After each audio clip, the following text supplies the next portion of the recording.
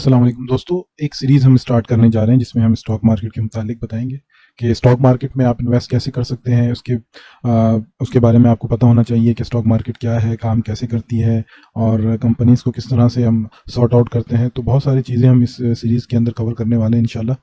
तो सबसे पहले तो हम ये देखते हैं कि what is stock exchange. Stock exchange एक जगह है, एक इदारा है जहाँ पर कंपनीज़ की जो शेयर होते हैं उसकी ट्रेडिंग की जाती है। कंपनीज के जो शेयर होते हैं उसकी ट्रेडिंग की जाती है, वहाँ पर उसका सारा रिकॉर्ड होता है। वहाँ से जो ट्रेडर्स होते हैं वो सेल एंड बाय की कॉल करते हैं। वहाँ पर सारी जो भी ट्रेडिंग होती है वो स्टॉक एक्सचेंज में होती है। अच्छा, स्टॉक एक्सचेंज जो है वो पाकिस्तान, पूरी दुनिया के अंदर स्टॉक एक्सचेंजेस अमेरिका में भी है, इंडिया में भी है। इसी तरह से पाकिस्तान स्टॉक एक्सचेंज पाकिस्तान के अंदर काम करती है।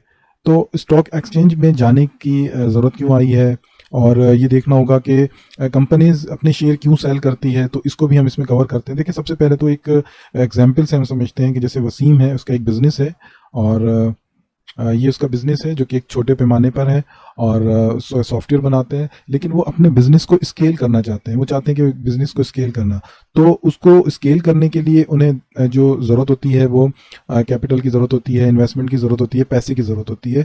यानी कि पैसे से वो अपने बिज़नेस को स्केल कर सकते हैं और उससे फिर और मज़ीद अर्निंग कर सकते हैं। तो उसको जहन में रखते हुए उनके पास दो ऑप्शन होते हैं। एक ऑप्शन ये होता है, या तो वो किसी से कर्जा लेकर और अपनी कंपनी जो है वो बड़ी कर सकें, या फिर उनके पास दूसरा ऑप्शन होता है कि वो अपनी कंपनी के जो हिस्सेज हैं, जो शेयर्स हैं, वो पब्लिकली ऑफर कर कर और लोगों से इन्वेस्टमेंट ले लें और वो इन्वेस्टमेंट अपने बिजनेस में इन्वेस्ट करके और बिजनेस को ग्रो करें। ठीक है, तो ये दो जो है वो जरिए हो सकते हैं इन्वेस्टमेंट लेने के।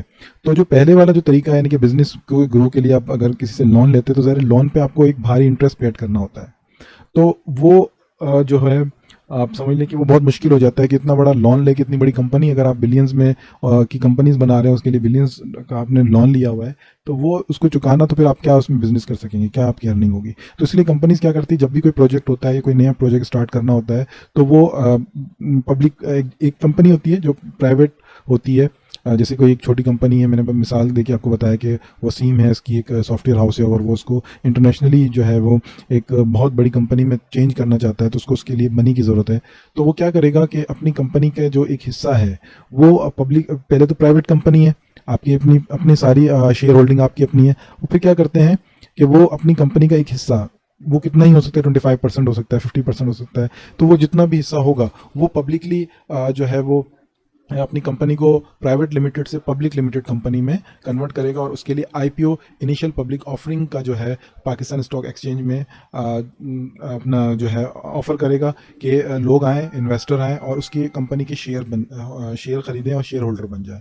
तो आईपीओ का जो मकसद है वो ये है कि एक कंपनी को जब पैसे लेने की ज़रूरत होती है, जब मनी की ज़रूरत होती है, तो वो अपने कंपनी को बड़ा बनाने के लिए या नए प्रोजेक्ट में इन्वेस्ट करने के लिए, तो वो पब्लिक के पास जाते हैं और पब्लिक में अपनी कंपनी के जो शेयर्स होते हैं वो डाइल्यूट करके उससे इन्वेस्टमेंट लेते हैं। तो ये जो सारा काम हो रहा होता है ये पाकिस्तान स्टॉक एक्सचेंज के अंदर होता है। इस स्टॉक एक्सचेंज के अंदर वो अपने शेयर को मतलब ऑफर करते हैं और लोग उसको शेयर को परचेज करते हैं।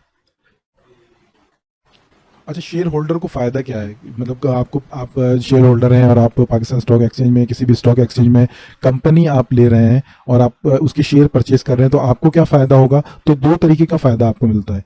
एक फ़ायदा होता है कैपिटल गेंस का, यानी कि आप मिसाल के तौर पे आपने एक वसीम की कंपनी के अंदर आपने 10 रुपये का एक शेयर लिया और जब वसीम ने वो जो आपके जो पब्लिक का जो पैसा था उसको इन्वेस्ट किया अपने बिजनेस के अंदर और वो बिजनेस को ग्रो किया, तो अब उसकी डिमांड बढ़ गई है। उस डिमांड के बढ़ जाने से उसके शेयर प्राइस में इजाफा हो गया, अब वो शेयर 15 रुपए का हो गया।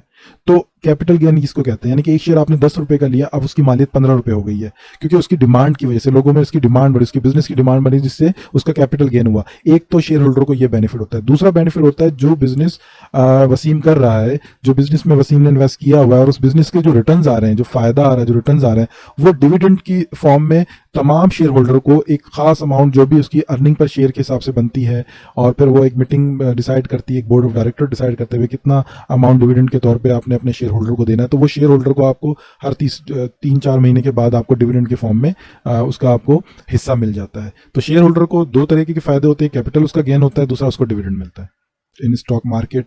तो क्या करना होगा, तो देखिए सबसे पहले तो आपको अपने अकाउंट्स बनवाने होते हैं। दो तरीके के अकाउंट बनते हैं और अकाउंट बनवाने के लिए आपको क्या करना होगा कि आपको जाना होगा ब्रोकर के पास। ब्रोकर कौन हो सकते हैं? मिसाल के तौर पे K-Trade और जो है वो ग्लोबल, जेएस ग्लोबल, आरिफ हबीब, इस तरह के मुख्तलिफ ब्रोकर्स हैं जो कि आप पाकिस्तान स्टॉक एक्सचेंज की वेबसाइट पे जाएंगे, वहाँ पर आपको लिस्ट मिल जाएगी जो कि ब्रोकर लिस्टेड ब्रोकर है, और वो फिर आप उनके थ्रू अकाउंट बनाते हैं। यानी कि डायरेक्ट आप पाकिस्तान स्टॉक एक्सचेंज में अकाउंट ओपन नहीं करवा सकते, आपको एक ब्रोकर चूज करना होगा, उसके थ्रू आप अपना अकाउंट क्रिएट करवा सकते हैं। उसकी वीडियो भी जो हमने बनाई हुई है कि कौन से ब्रोकर बेहतर हैं, तो उसकी डिस्क्रिप्शन में आपको लिंक मिल जाएगा, वहाँ से आप देख सकते हैं। दूसरा, अकाउंट ओपन किस तरह से करना है, उसकी एक एप्लीकेशन है K-Trade की एप्लीकेशन, उसका तरीक़ेकार भी हमने डिस्क्रिप्शन में दिया हुआ है, आप वहाँ से जाके देख सकते हैं कि किस तरह से आप जो है अपना अकाउंट बना सकते हैं। तो हम वापस अपने टॉपिक पे आते हैं कि अकाउंट आपको बनवाना होगा, तो उसके लिए रिक्वायरमेंट जो होती है वो उसकी भी उस डिस्क्रिप्शन के अंदर आपको सारी चीज़ें मिल जाएगी। तो अकाउंट जब आप बनवाते हैं तो ब्रोकर आपके बिहाफ पे अकाउंट बनाता है पाकिस्तान स्टॉक एक्सचेंज में, और एक अकाउंट बनता है आपका सब अकाउंट सेंट्रल डिपॉजिट कंपनी में। सेंट्रल डिपॉजिटरी कंपनी क्या होती है? देखिए, यहाँ पर जो आपके जो इन्वेस्टमेंट है, जो आपके शेयर्स हैं, उसका सारा रिकॉर्ड और सारी डिटेल आपकी जो है यहाँ पर लिस्ट होती है, आपका रिकॉर्ड इधर मेंटेन होता है, और ये समझ जनरेशन में भी ट्रांसफ़र होता है।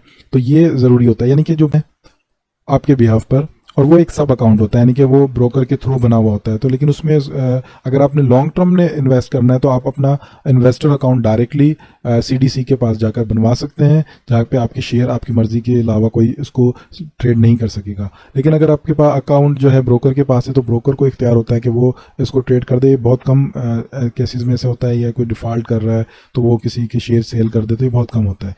तो ये बेहतर है कि अगर लॉन्ग टर्म इन्वेस्टर है तो आप CDC में अपना इन्वेस्टर अकाउंट बनाएं, और अपने ब्रोकर को कहें कि जो मेरे जो शेयर है वो मेरे अकाउंट में, इन्वेस्टर अकाउंट में ट्रांसफ़र कर दें। ठीक है, तो उम्मीद करता हूँ आज की वीडियो आपको पसंद आएगी। नेक्स्ट वीडियो में इंशाल्लाह हाजिर होंगे। जब तक आप हमारे चैनल को सब्सक्राइब करें, बेल आइकन को क्लिक करें ताकि हमारी नोटिफिकेशन आपको मिल सके, और ये सीरीज़ इंशाल्लाह हम इस तरह कंटिन्यू करें।